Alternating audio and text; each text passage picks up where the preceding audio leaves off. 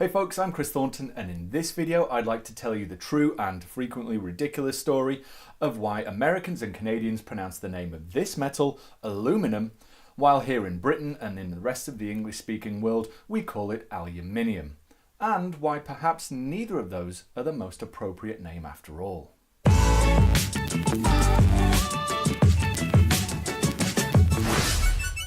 Aluminium is the third most abundant element found in the Earth's crust, after oxygen and silicon. But for most of our history, rather than being a metal so cheap we throw away thousands of tons of it a year, and as a side note, do try to recycle wherever possible, it was actually incredibly valuable. The statue of Eros, actually, technically the figure is Anteros, the brother of Eros, but that's a story for another time. The statue in Piccadilly Circus was made of aluminium, as was the cap to the Washington Monument in Washington DC as a display of wealth. The 2.85 kilogram capstone to the monument was, at the time, the largest single piece of aluminium ever cast. 2.85 kilograms is about the mass of 200 empty 330 milliliter or 12 ounce cans, so you've probably thrown away considerably more aluminium in your lifetime. The high value was down to how difficult aluminium used to be to extract. To extract iron from its ore, all you really need to do is crush the ore and then heat it strongly with some carbon, for example charcoal or coke. The carbon steals oxygen atoms from the iron oxide to form carbon dioxide, leaving behind pure iron. The simplicity of this process is why we've been producing iron for thousands of years. Aluminium, however, is trickier. It's more chemically reactive than carbon, so we can't use the same technique. People had been using a naturally occurring material called alum for various purposes, such as fixing fabric dyes and tanning leather, since at least the time of the ancient Greeks. By the 1500s, people had begun to wonder what alum actually was and how they could use it. But progress was slow. Eventually, in 1824, Danish scientist Hans Christian Ørsted, also famous for accidentally discovering electromagnetism, managed to produce a small amount of a metal we now call aluminium or aluminum from alum through a series of chemical reactions. People struggled to repeat his process, in particular a German chemist called Friedrich Wöhler, who spent another 20 years trying to make a metal from alum. For a long time, Wöhler was credited with the discovery until people realised that actually Ørsted had been first. However, neither of them got to name the metal. In a twist to the tale, it had actually been named a few years earlier, before it was ever isolated by a British chemist, Humphrey Davy. Humphrey suspected that a metal was present in alum, and although he didn't manage to extract it, he did suggest what it should be called.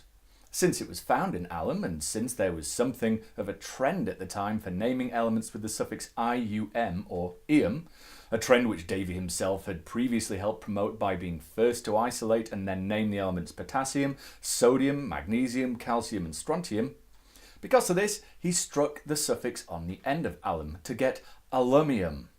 So, not something which anyone calls it at the moment, but this was the original name for the compound actually before anyone had managed to produce it. This was in 1808, and the name, which no one uses today, might have stuck, but there were objections from other scientists across Europe.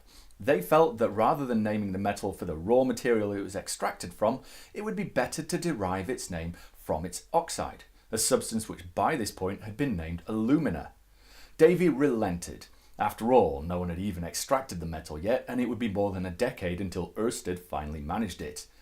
Davy settled on the name aluminum in 1812 in an attempt to appease his critics. However, this created more drama.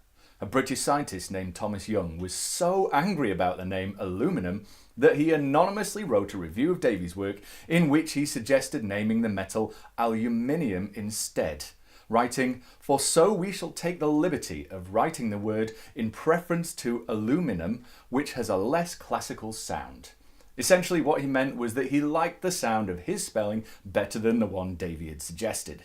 Now you might think that this wouldn't really go anywhere. If, for example, someone else came up with a scientific word today and you decided you didn't like the sound of it and you were just going to change the pronunciation and spelling of it, you probably wouldn't get very far.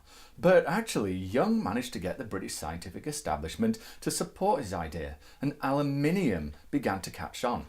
Aluminum was still occasionally used in Britain, but the rest of the world, including North America, settled on aluminium. With most of the world settled on the name aluminium by the 1820s, we might never have had the split in spellings that we do today. But then along came a man named Noah Webster. Webster was an American author, scholar, and lexicographer. That is, someone who writes dictionaries.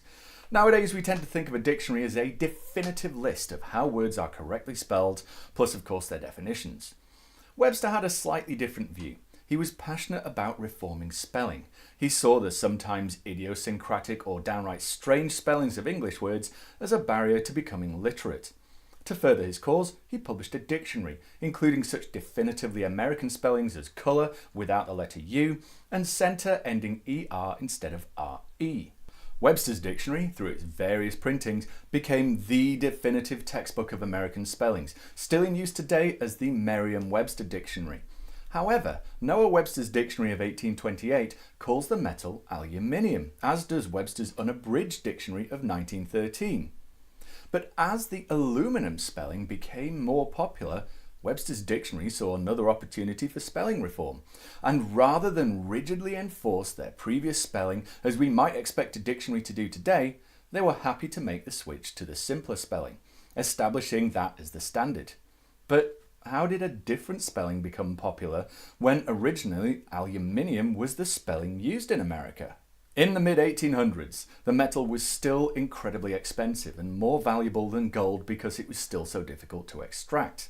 There's even a story that Napoleon III, the nephew of the more famous Napoleon I, held a banquet where the most honoured guests used aluminium cutlery and the less important people had to make do with gold.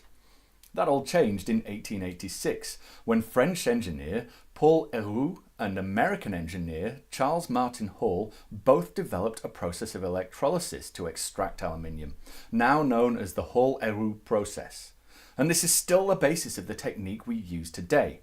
If you want to know the details of how that process works, then just click here to watch my GCSE science video all about it.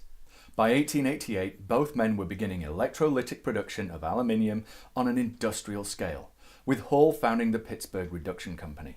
In all the patents Hall filed between 1886 and 1903, he referred to the metal as aluminium, and even in the company meeting minutes from the 31st of July 1888, a suggested name for the company was originally the Pittsburgh Aluminium Company. But in an advert from 1892, he used the aluminum spelling instead. It's thought by many that this was actually a spelling mistake, since Hall used the aluminium spelling everywhere else, but of course it's very difficult to verify now.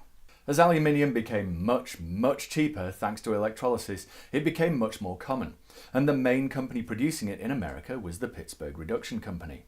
Although the spelling aluminium was still common in scientific literature, the popularity of aluminum among the general public was a decisive factor, as suddenly ordinary people were talking about the metal much more than they ever had.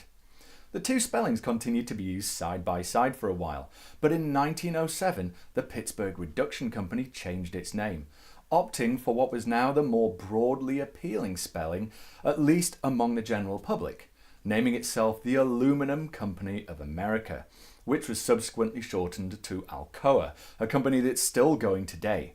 Aluminum became a genericized trademark like aspirin, Hoover or Velcro through its association with the Aluminum Company of America, remember, the main producer of aluminium or aluminum in North America. But crucially, this was only in North America. The rest of the world all carried on using aluminium.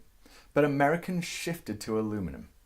Webster changed the dictionary to reflect this, and the two different names have stuck ever since. In 1990, the International Union of Pure and Applied Chemistry attempted to resolve the differences by defining aluminium as the standard spelling. But they were so unsuccessful in imposing this change on North America that in 1993 they backtracked and said that aluminum was also acceptable. And that brings us up to date.